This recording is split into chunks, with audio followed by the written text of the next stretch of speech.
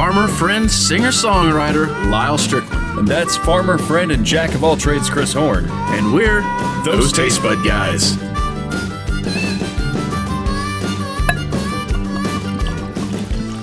I finally stayed in instead of standing here, which I was for a lot of the first few episodes.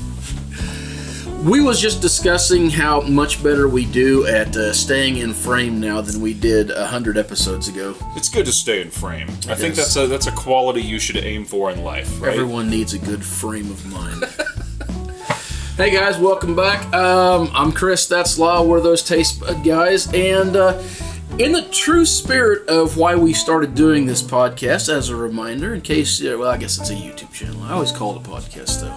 Yeah. In case you need a reminder, refresher, because people seem to forget, we're not experts. We don't want to be experts necessarily. No. We just like to have a good time. And it gives us a reason to get together and drink and hang out. And try new things, which is the big deal, is to just, if you see something new, you just go, hey, hell, I'll give it a shot. Why not? And we want to educate ourselves, and in turn, we hope we get to educate you, or you get to educate you, fixing our mistakes, whichever it is. Yeah. Today, we're working with Lucky Buddha, but before we get there, if you ever want to try a super cool looking bottle and you just needed one for your shelf, that's the reason I bought them. Fair enough. Remember to like, subscribe, add us on Facebook, Snapchat, Instagram, that's Twitter. The one, yeah. Twitter, oh yeah, Twitter, yeah. And Patreon. Look us up on Patreon. Give us $4 a month. That's what our thing is right now. If we can get a few of you guys helping out with that, and gals too, that would help us tremendously. And you get some cool stuff from it. So, all right. So we're doing little glasses because we've both had this before.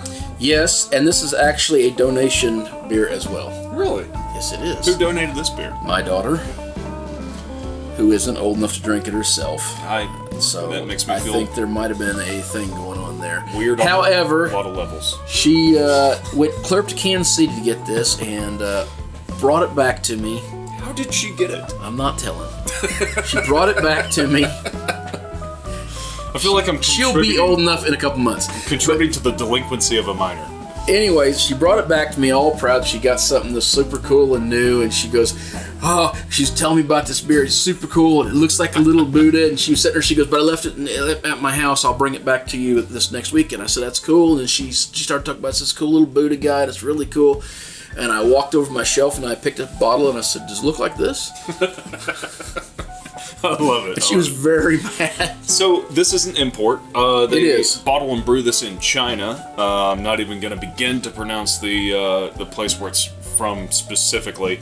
But you can find this pretty widely available across the states, I think, right? I see it all over the place, honestly. Any fairly large supermarket will have this. It is a super cool bottle, and yes, that's good enough reason to buy a sixer of it. It is.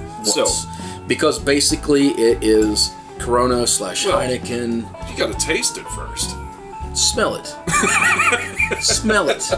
It is pretty skunky. It's pretty skunky. Throwback to one of our older episodes. Why is it skunky, Chris? What makes a beer skunky? I think it's the green glass. Yes. Because anything that comes with a green glass, it's skunky. No, it's the sunlight. Mm-hmm. But it is partially because of the glass. So anything that goes in the glass is going to have sunlight that penetrates it, and the second sunlight hits it, it will go skunky quickly. Yeah. Age will do it as well. Cans are the preferred method for most people. Now, that being said, I'd rather have my beer in a glass or a glass bottle. So I still like to buy bottles, even though I know it's not the best way to get my beer, but that's the way I like it. There's a beer that I prefer in a bottle over a can, specifically because of how it degrades, which is Sierra Nevada Pale Ale. I like much better in a bottle than I do in a can. I swear there's a difference. And no doubt. Brewers have told me that it's supposed to taste the way it tastes in a can, but I don't like it like that. And I know people who like Heineken and enjoy this kind of skunky, ish flavor. I'm one of them. I like a skunky beer. I think it's decent. My phone's buzzing off. I call them back. So you like a skunky beer? I like a skunky beer. Okay. But specifically, I like Corona. And when I'm in the mood for that, there's nothing else that scratches that itch. Corona lime salt, that's where I want to be with. This one is got all those characteristics, but it's kind of like thin. It's a little salty too. It is a little just salty. naturally salty.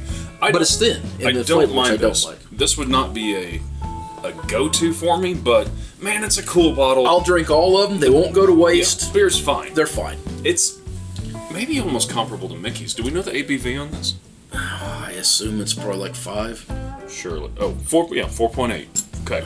There you go. So, I don't know. There's nothing special going on with the thing at all. It just is what it is. But there's nothing bad going on with it either. Like I say, if you ever want a bottle to just show off, it's a cool bottle. Yeah. And that's good enough reason to get it. All right. Well, I'm going to say go grab yourself a 6er of these, stick them in the cooler at your next barbecue, and mix them in with some other stuff.